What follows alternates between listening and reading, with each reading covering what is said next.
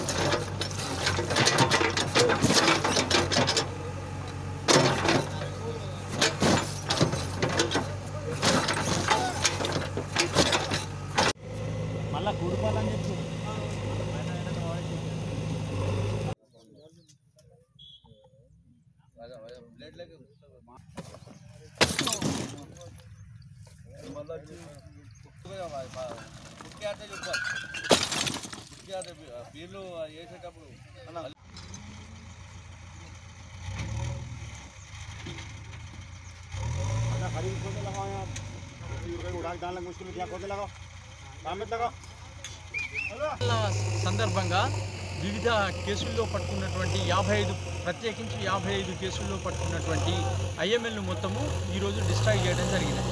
ఇది ఎలక్షన్లకు ముందు బెల్ షాప్లో కానీ తర్వాత ఇంకా వేరే ఏ చోట్ల కానీ ఎలక్షన్ వాళ్లకు పోలీసు కానీ ఎక్సైజ్ కానీ అందిన సమాచారం మేరకు వాళ్ళ మీద కేసులు నమోదు చేసి ఆ ప్రాపర్టీని సీజ్ చేయడం జరిగింది. ఆ సీజ్ చేసిన ప్రాపర్టీని నేడు రఫ్లీ 1,50,000 రూపాయల విలువ గలటువంటి ఐఎంఎల్ అంటే బ్రాండీ, విస్కీ, బీరు వీటన్నిటిని ధ్వంసం చేయడం జరిగినది. ఇది ఎక్సైజ్ స్టేషన్ మన బైంసా పరిధి లోపల ఈ ఏరియాను సెలెక్ట్ చేసుకొని ఇక్కడ మొత్తం మన ఎస్ఐలు, సిఐలు తర్వాత స్టేషన్ హౌస్ ఆఫీసర్లు అందరూ ఉండగా స్టాఫ్ అందరి యొక్క సమక్షంలో దీన్ని ధ్వంసం చేయడం జరిగింది.